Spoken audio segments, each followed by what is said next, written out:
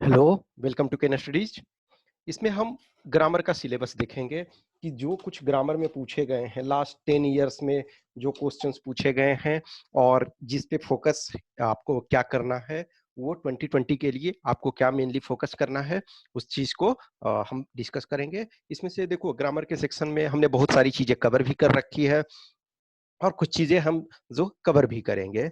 तो ये जो भी 2020 में दे रहे हैं और जिनका भी थोड़ा भी बहुत जिनका ग्रामर एक्सेलेंट है उनके लिए कोई दिक्कत नहीं है। जिनका खास करके हिंदी मीडियम वाले के साथ बहुत प्रॉब्लम होता है, तो हिंदी मीडियम वाले तो एटलीस्ट कम से कम जरूर देखें। और इंग्लिश मीडियम वाले भी, जिनका जो ग्रामर, देखो क्या होता है कि एक स्पीकिंग स्किल डिफरेंट होता है, राइटिंग स्किल डिफरेंट होता है, ग्रामेटिकल करेक्टनेस डिफरेंट थिंग होता है। तो समटाइम क्या होता है कि कुछ लोग बहुत अच्छा बोल लेते हैं, लेकिन वो अच्छा लिख नहीं पाते हैं। कुछ लोग अच्छा लिख लेते हैं, लेकिन ग्रामेटिकल मिस्टेक्स बहुत रहते हैं। तो ये आपको 25 मार्क्स का जो आता है, और कहीं न कहीं इसमें यदि आपने सही बनाया तो पूरे मार्क्स मिल जाएँगे, लेकिन यदि नहीं बना तो आपको 0 मार्क्स भी मिलेंगे।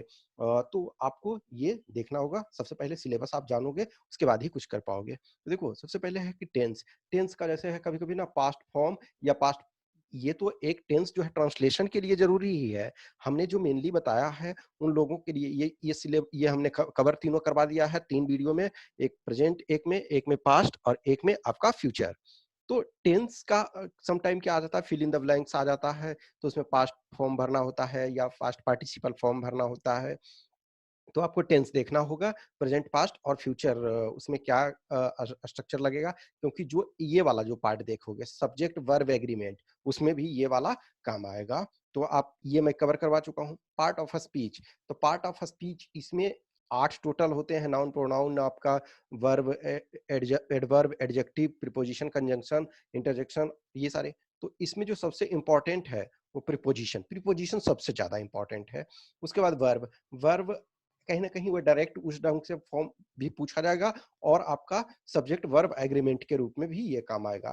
प्रोनाउन आपका यूज़फुल है, नाउन यूज़फुल है, कंजंक्शन, कंजंक्शन जो है वो जो सेंटेंस जो कंबाइन करने के लिए आता है, इसमें आपका इम्पोर्टेंट होगा। नेक्स्ट आपका है सिंटैक्स। सिंटैक्स का मतलब होता है सब्जेक्ट वर्ब एग्रीमेंट, जो होता है ना कि एसएसपीपी, इसका सबसे अच्छा ये है SSPP, singular subject singular verb, plural subject plural verb.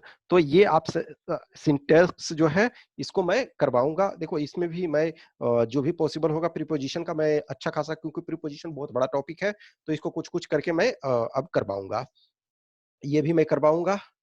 Sentence transformation, देखो सेंटेंस ट्रांसफॉर्मेशन का मैंने 2 वीडियो ये करवा दिया है, उसमें कंप्लीट करवा दिया, जो आपको जरूरत है वो करवा दिया है। तो अफर्मेटिव टू निगेटिव और निगेटिव टू अफर्मेटिव ये करना होता है। असर्टिव, देखो अफर्मेटिव और निगेटिव को कंबाइंड असर्टिव सेंटेंस कहते हैं या डिक्लेरेटिव सेंटेंस। तो असर्टिव को इंट्रोगेटिव में बनाना है और उसका वाइस वर्सा, यानी कि इंट्रोगेटिव को असर्टिव में, एक्सक्लामेटरी को असर्टिव सेंटेंस में बनाना है। तो ये पार्ट ऑलरेडी ये भी मैं कवर करवा चुका हूँ। Degree, positive, comparative and superlative, transformation from one form to other, ये भी मैं करवा चुका हूँ आपको।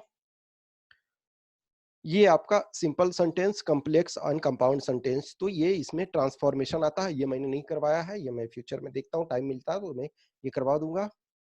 नेक्स्ट है sentence structure and sentence correction. देखो, सेंटेंस करेक्शन हर साल आता ही है, तो सेंटेंस करेक्शन अपने आप में कोई पार्ट एक तरह से नहीं है, वो एक कॉम्बिनेशन ऑफ पार्ट है। जो भी आप करोगे, जैसे डिग्री का आपने करा, रिमूव टू करा, नरेशन का, ये सिंटैक्स वगैरह सारी चीजें जो करा, फिर ट्रांसफॉर्मेशन वगैरह, वो जो रूल्स वगैरह, तो सेंटेंस करेक्शन जो अपने आप में एक होल चीजों को कॉम्बिनेशन है। और सेंटेंस स्ट्रक्चर, स्ट्रक्चर का डिफरेंट क्लाउजेस को मिला करके, जैसे नो सूनर, ये एज सून एज, इस टाइप के जो चीजें होती हैं, तो इसमें कुछ चीजें जो भी पॉसिबल हम मेरे से होगी तो वो मैं करवा दूंगा। क्वेश्चन टैग भी मैं करवा चुका हूँ।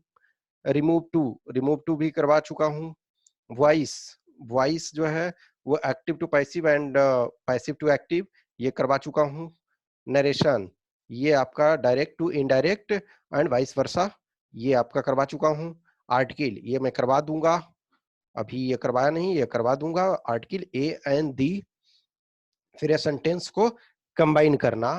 तो ये दो सेंटेंस दिया हुआ रहेगा और उसको कंबाइन करना है।